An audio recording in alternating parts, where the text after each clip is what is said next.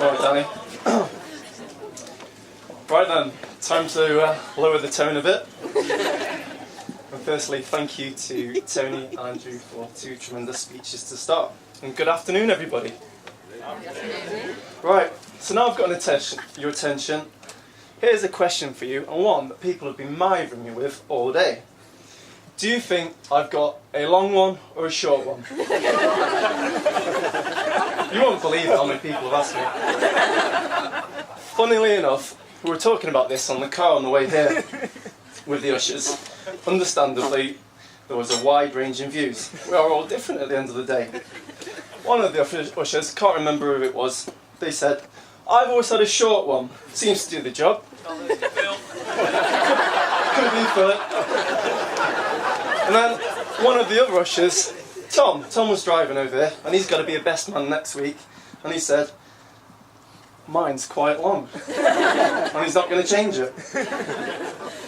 As you can imagine, I didn't know where the hell to be. To be honest, I didn't want to change what I've got. And it was especially confusing as earlier in the week, my own mother had been trying to tell me how long it should be. I told her she hadn't seen it for a while.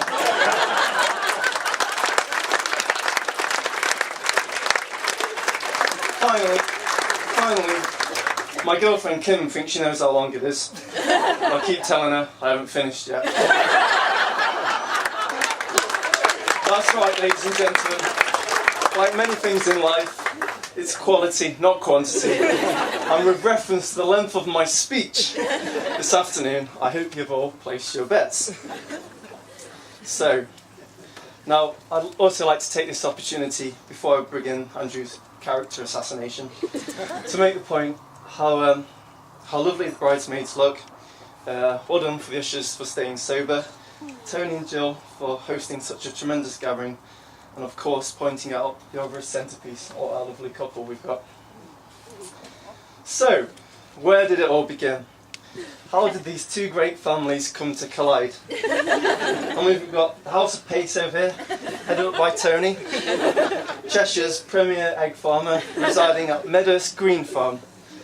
Likewise, the House of Venables, one of them,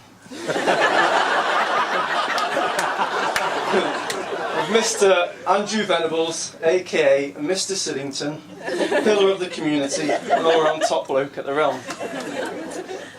They reside at Hills Green Farm. Andrew Senior is also my next door neighbour and fellow dairy farmer. How are you doing, Andrew? So, as a result, we have a dairy farmer's son matched up with an egg farmer's daughter, which of course presents the endless opportunities for best man material.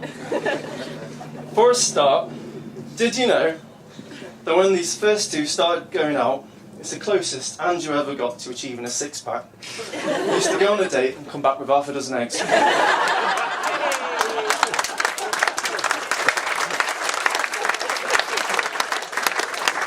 Then when Andrew asked Tony for his daughter's hand in marriage last Christmas, he quickly obliged.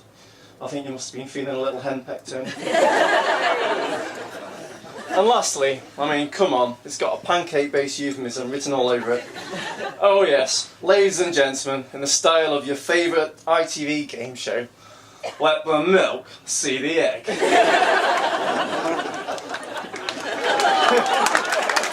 Sorry.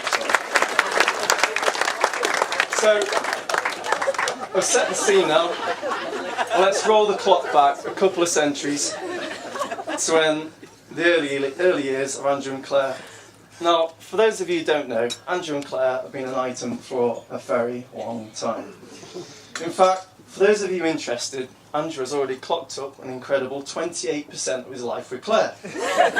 Quite remarkable considering they've only been married 3 hours. Andrew, I think you were pacing yourself.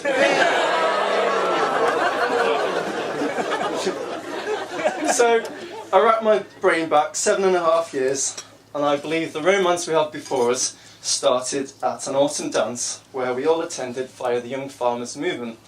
Amen to that. Now, I didn't witness this first act of courtship. I was helping a colleague look for his front teeth on the dance floor. Now, I'd just like to thank Philip Jenkinson, because without his dental records, I would have never worked out how long they've been going out.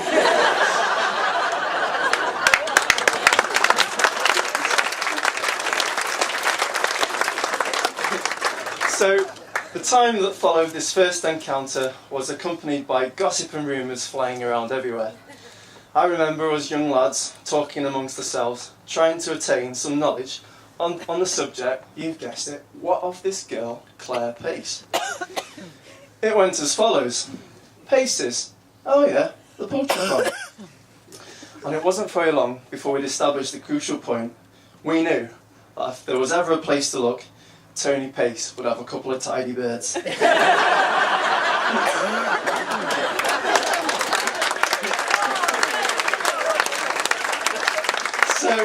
it came with little surprise that after visiting Meadows Green Farm a few times, young Andrew here couldn't wait to tell us about this really nice, clever and drop-dead gorgeous girl he'd met, and her sister Claire.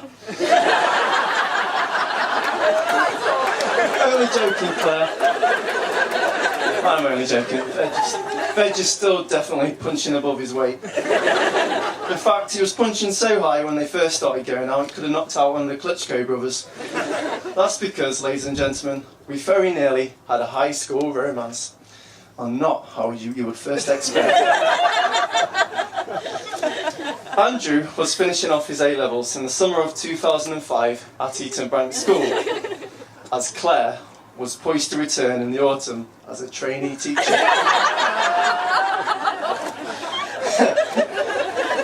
Now that could have been awkward.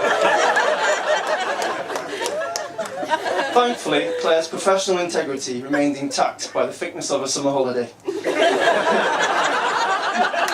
And 7 years later, this September, Mrs. Venables over here will return to Eton Bank School as head of music. So,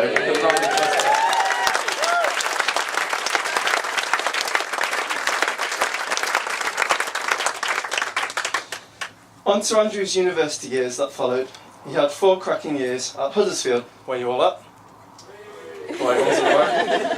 He made some good mates and continued in what was becoming his long-term relationship with Claire. Now, I haven't got much material to go on from this period, but what did become increasingly apparent as I got to know his university friends at the stag do is that they had a pet name for him. So I'm going to drop you in it here, Virgil. Well, actually, when I first visited Huddersfield, they all referred to him as Ad, which I thought was a bit naff, to be honest. But by the end of 4 years, they'd come up with something much more appropriate. And in the nicest possible way, they affectionately nicknamed him Perv. Well, other than Andrew being exceptionally poor at eye contact when talking to women, the only other explanation is that he was missing Claire on those lonely student nights up north. Unfortunately, Andrew is still trying to shake off this reputation, because recently, at Claire's hen party, by the powers of pre-recorded video, Andrew was asked what Claire's best assets were. Well, let's just say that her nice pair of teeth wasn't her first response.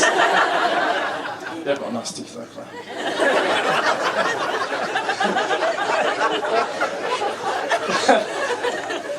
Right, by now, we are in the summer of 2009, and after Andrew finished university, he and Claire made the decision to go travelling around the world.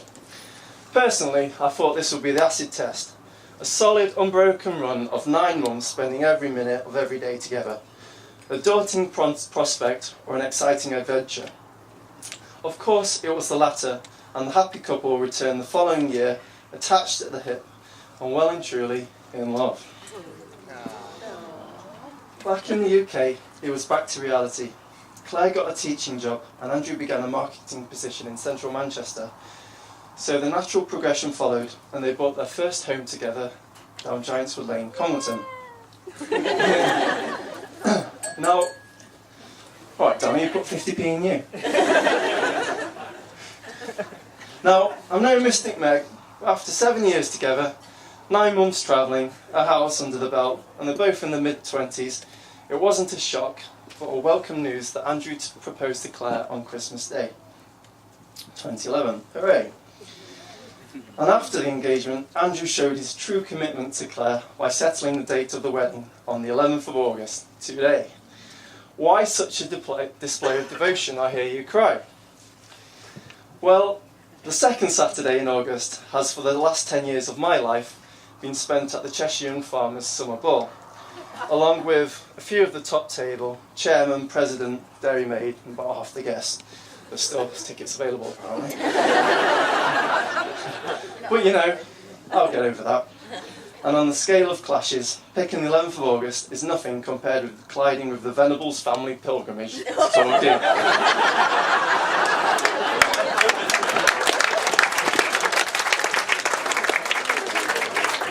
Up until this year, AV Senior over here has had a 20-year unbroken run of visiting the same hotel on the same week, in the same room. In fact, rumour has it that there is now a Venables suite in the toilet.